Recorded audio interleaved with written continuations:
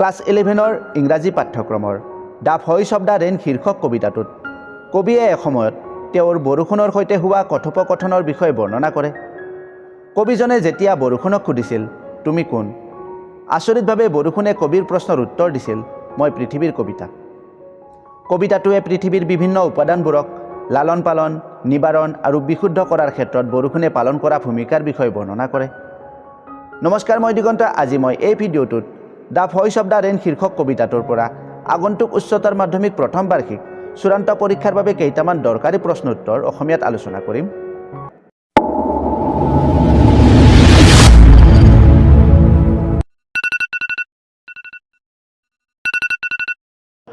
মই ইয়াত আলোচনা কৰিবলৈ লোৱা প্ৰশ্নৰ উত্তৰত পৰীক্ষা 2 বা 3 নম্বৰকৈ থাকিব। ভিডিঅ'টো শেষলৈ চাবা। Question number 1, how is the cyclic movement of rain brought out in the poem the voice of the rain? প্ৰশ্নটো 2011, 15 আৰু 17 ফাইনেল এক্সামত আহিছিল।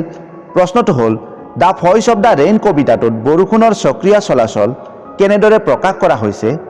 উত্তৰটো হ'ব the voice of the rain কবিতাটোত কবিয়ে বৰষুণৰ সক্ৰিয় চলাচলৰ ব্যাখ্যা দিয়ে যে বৰষুণ অদৃশ্য আৰু অমৃত বাষ্পৰ ৰূপত পৃথিৱীৰ গভীৰ আৰু অটল জলাশয়ৰ পৰা ওপৰলৈ উঠি আকাশত উপনীত হয়। আকাশত ই নিজকে ডাৱৰলৈ ৰূপান্তৰিত কৰে। আকাশত ভ্ৰমণ কৰি ডাৱৰবোৰ বৰষুণৰ ৰূপত ইয়াৰ উৎপত্তিস্থল অৰ্থাৎ পৃথিৱীলৈ পুনৰ উভতি আহে। Question number 2, what does rain do day and night? প্ৰশ্নটোত 2011, 13 আৰু 14 ফাইনেল এক্সামত আহিছিল। প্ৰশ্নটো হ'ল বৰষুণে দিনে নিশাই কি কৰে?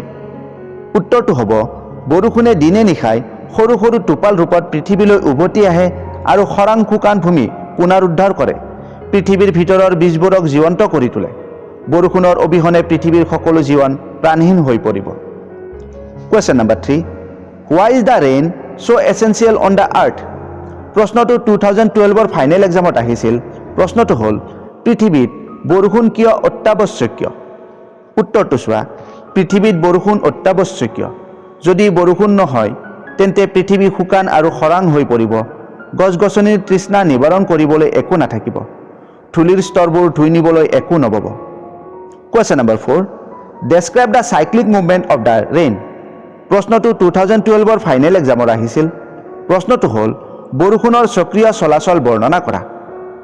উত্তৰটো হ'ব কবিয়ে বৰষুণৰ সক্ৰিয় চলাচল বৰ্ণনা কৰে যে বৰষুণ অদৃশ্য, অমৃত আৰু জলীয় বাষ্পৰ ৰূপত পৃথিৱীৰ গভীৰ আৰু অটল জলাশয়ৰ পৰা ওপৰলৈ উঠি যায় আৰু পুনৰ পৃথিৱীলৈ নামি আহি পৃথিৱীক জীৱন্ত কৰি তোলে। Question number 5, read the stanza given below' and answer the questions that follow'? এই প্ৰশ্নটো 2016 ফাইনেল এক্সামত আহিছিল। ইয়াত কৈছে যে তলত দিয়া স্তৱকটো পঢ়া আৰু তলত দিয়া প্ৰশ্নবোৰৰ উত্তৰ লিখা। পেৰাগ্ৰাফটো চোৱা। And who art thou said I to the soft falling shower, which, strange to tell, give me an answer, as here translated. I am the poem of earth, said the voice of the rain. Eternal, I rise impalpable out of the land and the bottomless sea. উপৰোক্ত শাৰীবোৰত কবিজনে কোমল হৈ পৃথিৱীলৈ নামি অহা বৰষুণক কবিয়ে প্ৰশ্ন কৰিছিল যে তুমি কোন? বৰষুণে কবিক আচৰিত কৰি এক অদ্ভুত উত্তৰ দিছিল, মই পৃথিৱীৰ কবিতা। মই পৃথিৱীৰ ভূমি আৰু গভীৰ জলাশয়ৰ পৰা উৎপত্তি হওঁ। এতিয়া প্ৰশ্নকেইটা চোৱা। Number 1, where do these lines occur? এই শাৰীবোৰ ক'ৰ পৰা লোৱা হৈছে? উত্তৰটো হ'ব এই শাৰীবোৰ the voice of the rain শীৰ্ষক কবিতাটোৰ পৰা লোৱা হৈছে। Number 2, how does the shower fall? বৰষুণ কেনেদৰে নামি আহে বা পৰে? উত্তৰটো হ'ব বৰষুণ কোমল আৰু লাহেকৈ নামি আহে। Question number 3, where does the rain rise from? বৰষুণ ক'ৰ পৰা উৎপত্তি হয়? উত্তৰটো হ'ব বৰষুণ বাষ্পৰ ৰূপত গভীৰ জলাশয়ৰ পৰা উৎপত্তি হয়। 4 নম্বৰটো চোৱা। Find a word in the passage that refer to something that can not be touched? পাঠাংশত এটা শব্দ বিচৰা যাৰ অৰ্থ স্পৰ্শ কৰিব নোৱাৰা বুজায়। শব্দটো হ'ব impalpable. Question number 5, why does the rain describe itself as the poem of earth?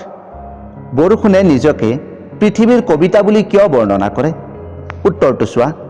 বৰষুণে নিজকে পৃথিৱীৰ কবিতা বুলি কয় কিয়নো কবিয়ে পৰিৱেশন কৰা কবিতাটোৱে পাঠকসকলৰ বাবে আনন্দ সুখ কঢ়িয়াই অনাৰ কাম কৰে। একেদৰে যেতিয়া বৰষুণ পৃথিৱীলৈ নামি আহে তেতিয়া এক ছন্দ বা সংগীতৰ সৃষ্টি হয়। সেইকাৰণে বৰষুণে নিজকে পৃথিৱীৰ কবিতা বুলি কয়। ইয়াৰ আগতে তোমালোকৰ ইংৰাজী পাঠ্যক্ৰমৰ আনবোৰ গল্প আৰু কবিতাৰ সাৰাংশৰ লগতে প্ৰশ্ন উত্তৰ আলোচনা কৰি ভিডিঅ' বনাইছোঁ। তোমালোকে ভিডিঅ'বোৰ চাবা। ভাল লাগিলে তোমালোকৰ বন্ধু বান্ধৱীৰ লগতো শ্বেয়াৰ কৰিবা, মোৰ বহুত হেল্প হ'ব। এই স্তবকটো 2018ত ৰিপিট হৈছিল, কিন্তু দুটা প্ৰশ্ন বেলেগ আছিল। সেই দুটা প্ৰশ্ন চোৱা। Question number 3, what does the poet ask the rain? কবিয়ে বৰষুণক কি প্ৰশ্ন কৰিছিল?